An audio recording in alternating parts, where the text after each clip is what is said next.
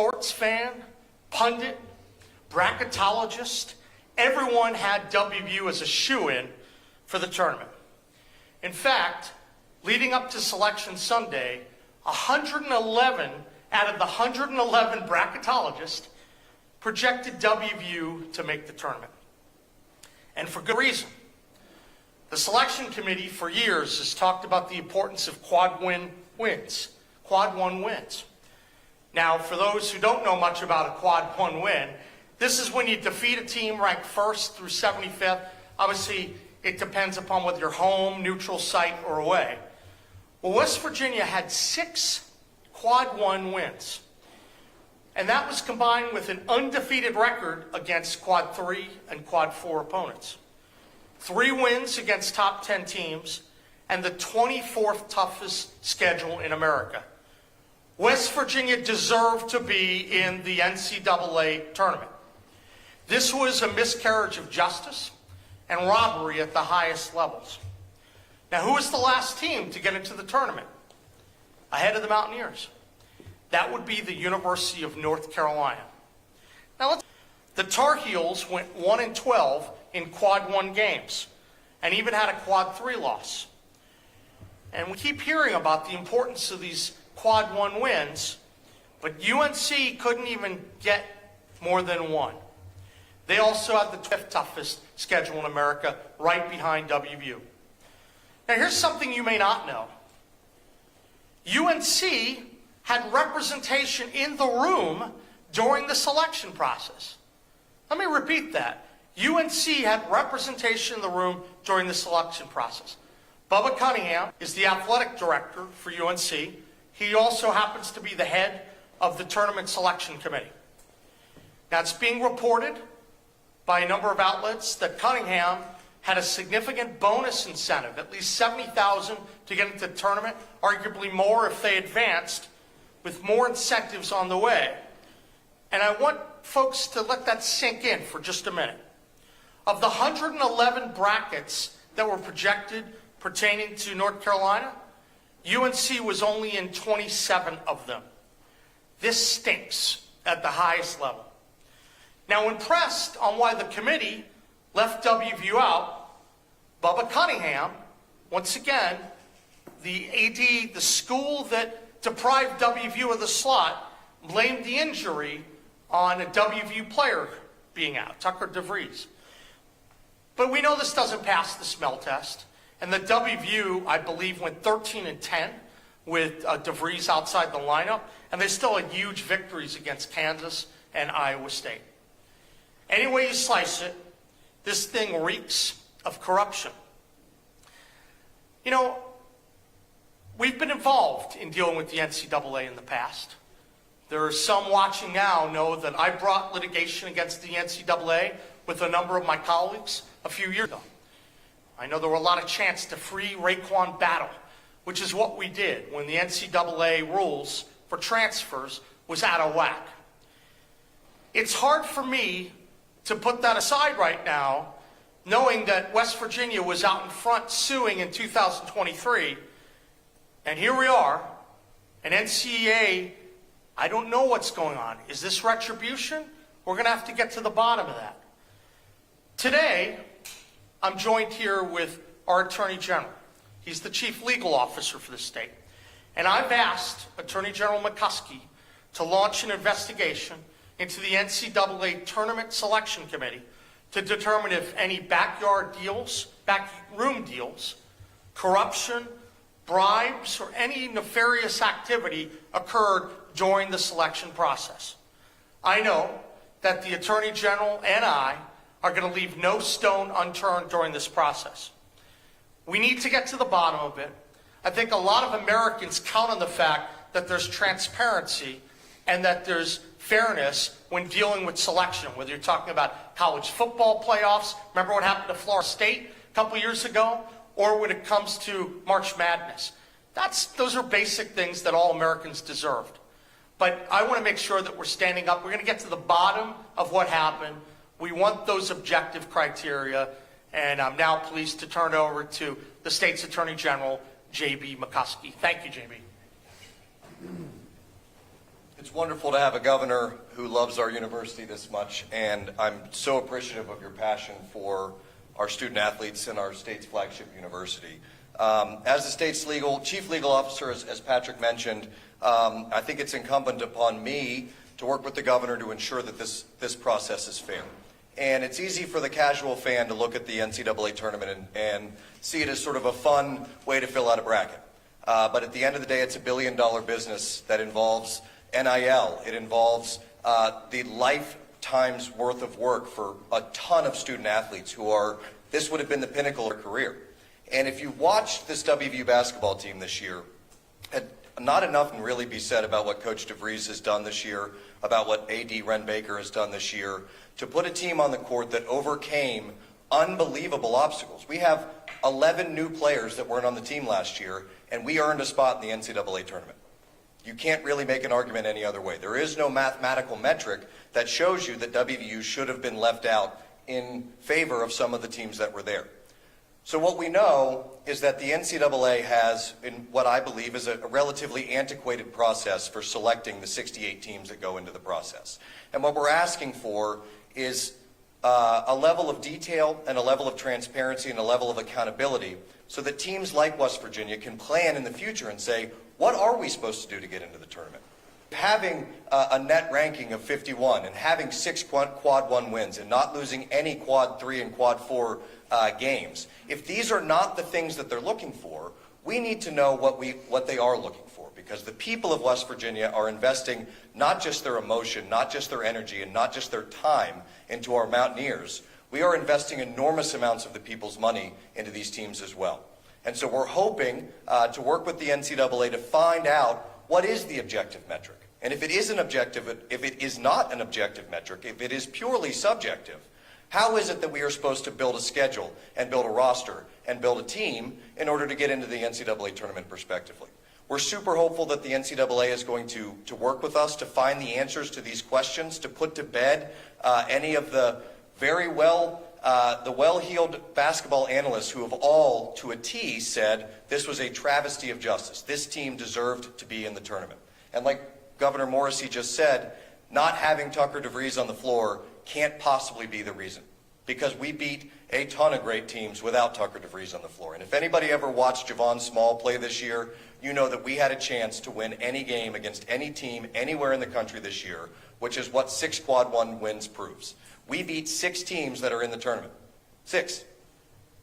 So we want to find out what it is that the NCAA is doing to objectify this process, because there's too much money, there's too much emotion, and there's too much time being placed by too many people in order for this to be a completely subjective analysis. What we want is the 68 best teams in the tournament so that every fan in America understands that this tournament is actually being played for who the best team is. And that is what every fan of every team in the entire country demands from a tournament that is as famous and as wonderful as March Madness is.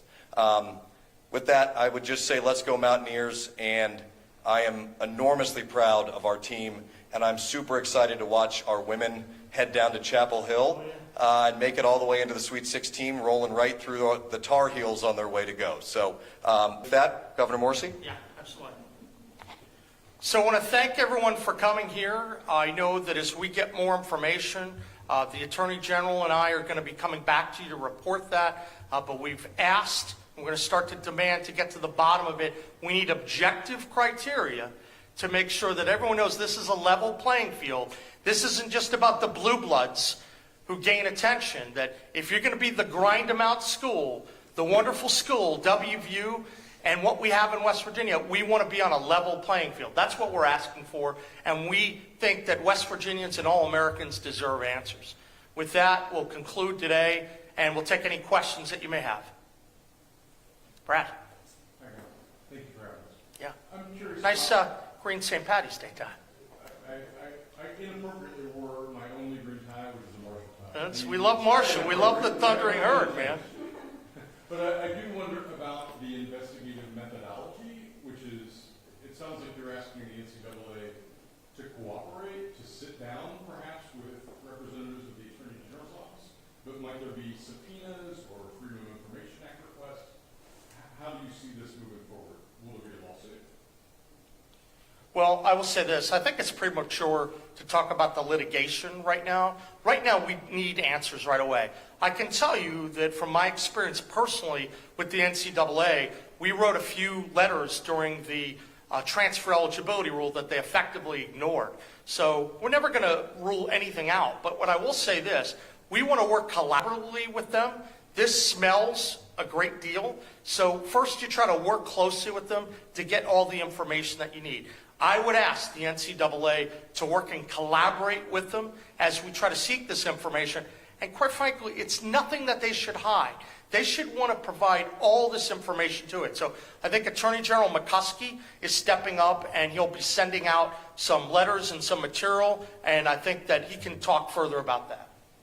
Yeah, Brad, I think as somebody who has made West Virginia the most transparent state government in the country, what I know is that if something does smell, the best way to relieve the smell is to be transparent about what's going on. And so our hope is WVU has had a long and storied history with the NCAA. They've been great partners with us, promoting our football and basketball and women's soccer and men's soccer and Marshall's men's soccer, and you name all of the ways in which our universities have benefited from the NCAA system. So it's always best, I think, to start in a collaborative way and say, hey, if this didn't happen, why don't you explain to us what did happen? Because that explanation, I think, will solve a lot of our problems. And if they're willing to do that, we would certainly welcome that to be the process going forward. Because what we're really looking for is an objective understanding of what the process was and an objective understanding of what our student athletes and what our school administrators need to be doing in order to get our teams into these tournaments next year. Yeah. And I would add one more thing. Look, we don't know all the details. We recognize that someone needs to be in charge of the selection committee, right? That occurs and that the conferences weigh in on the various people that are picked. But I think that people deserve to be educated about not just all the criteria, but all the people and all the interests involved in the decision-making process. Because if you're in the room throughout the entirety of the process, but then you take a walk at the end, we have to ask ourselves, is that the right type of process? We're going to learn all this through the investigative process. I think that's good to do. And America, West Virginia benefits from that. I just want to stand strong for WVU, for Marshall, and for all the grind-em-out schools. These are folks that are working very, very hard. And the concept that something is going to happen, what occurred last night, should be really disliked by everyone in America. Next question. Hi, this is Lisa with WSAZ. A lot of folks have a question in terms of when you go up against something like this, do you feel like this is a worthwhile pursuit? Do you feel like the overall impact of something like this is going to be positive? What's the overall impact? Yeah, I think the answer to that is yes. I can tell you a lot of people always have had doubt. I know when I was down the hall as the state attorney general, when we launched the lawsuit against the NCAA to ultimately allow Raekwon Battle to be able to play, a lot of people said, what are you doing? And we tried. We sent multiple letters to the NCAA that they didn't respond adequately to. At the end of the day, we helped change fundamentally the transfer eligibility rules. There was litigation in the past, a lot out of West Virginia on NIL. So I think the answer is when you're talking about multi-billion-dollar businesses and universities that have a very big stake in the outcome, absolutely. And West Virginia, through my office and now through JB as well, we're going to have a very significant impact going forward on what happens. Why? Because I think people know that West Virginia does it right. And we've had that past success. How it works in this case remains to be seen. I think if everyone in America starts asking those same questions to the NCAA, the quicker that information gets public, the better. We want transparency, we want objective criteria, and maybe we won't be able to reverse this particular situation, but for the future, it'll be better, and that's good for everyone. Also, talk to us about your sign there, not mincing any words. No, look, I'll tell you what, I've watched what the NCAA has done over a prolonged period of time, and I've seen the arrogance of the institution, and that's been disturbing to me. That's why I was part of a group that sued them a couple years ago, and I followed them, going back to the days, the limitations of what athletes do in terms of being able to sometimes just pay their own way through school. And so the NCAA has made some positive changes over the years, but I think we need to make sure they know that they're going to be accountable to the states, they're going to be accountable to the American public, because everyone's paying attention. So I urge them to work with our office, work with the Attorney General to make sure that we have those objective criteria and something like this doesn't happen in the future. Yeah. So I think one really important thing to mention here is there are objective criteria. We are now in 2025, and this isn't the NCAA tournament of 1960. In 1960, it was a fun little tournament, and people weren't paying quite as much of attention. It certainly wasn't as big of a business. The tournament has evolved in a way that is incredible for the fans. It's incredible for our student athletes. It's great for our coaches. It's great for everybody. But the selection committee has stayed exactly the same. And sometimes what we're really talking about is sometimes processes need to evolve.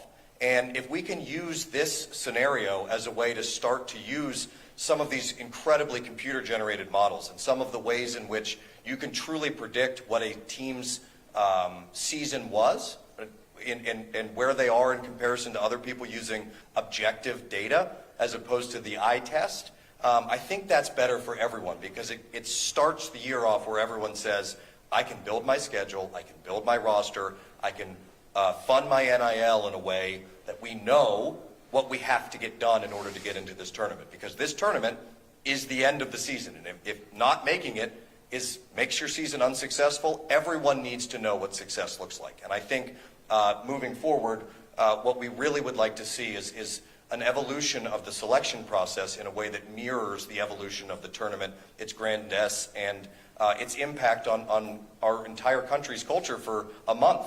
It's the best month of the year. There's nothing better than waking up on Thursday morning and knowing that you're going to walk into the office and get to watch basketball the whole day. It's the first Thursday in the NCAA tournament is the absolute best. And we want to make sure that the 68 teams that are starting on that Thursday are the premier 68 teams in the country. I would add one more point as well. Look, at the end of the day, part of the reason this comes to the fore, there's a lot of big money at stake, and there have been arguments made that there's some incentive plans in terms of how people are going to get paid depending upon whether their school goes in. I think it's important that we all have transparency about what's happening with all of the incentives, what's happening with all the money. Because, look, I can speak for every WVU fan in our state to know that we fight hard. We have scrappy teams. It's a great university. And I'm really thankful for the supporters for WVU. But, maybe we don't compete as much as some of the blue bloods in the financial arena. We certainly do on the football field and on the basketball court. And I want to make sure that people know what all the incentives are so that we're operating on a more level playing field. So that's part of my motivation as well. Any final questions? One more for you back there, sir. Okay, Charles, what's the end goal with this? I mean, obviously you guys talk about transparency. Yeah. What are you guys ultimately wanting to achieve by going through this process? Well, a couple things. One, I've mentioned that we want to make sure that a travesty like this doesn't happen again. But second, it's important that when issues like this come up, that the NCAA has that full transparency in terms of all the money, the financial incentives, that's available for the whole country to see, because there is big money that's at stake. Also, I want to make sure that I stand up for West Virginia and for WVU and Marshall, all the schools that are competing against the Blue Bloods. So I would say that we want transparency. I would say that we want to make sure that all the criteria are objective and that they follow them. If you know what the rules of engagement are, you follow them, right? So if I know that strength of schedule is going to be rewarded number one, or it's quad one, or it's a Ken Palm, a rating, depending upon what it is, I'm going to act accordingly, because you can change some of the numbers based upon the margin of victory and who you're scheduling and whether you're scheduling home, neutral, or away. I think everyone deserves to know what the rules are up front, because that way everyone's going to have a much better experience. The tournament starts tomorrow. Yeah. First round play-in games. Any thought of an injunction? I think we want the NCAA, if you're watching right now, I'm asking you to cooperate right away. Provide that information to us. because we want to make sure that everyone's educated before this process starts. Let's not run in the dark corner. Let's get the information to us right away, and then we can follow back up with you. So with that, I want to say thank you, and we'll look forward to being in close touch. Thanks, guys.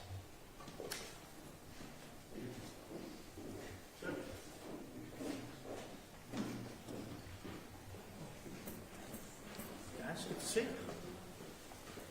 David. I got you.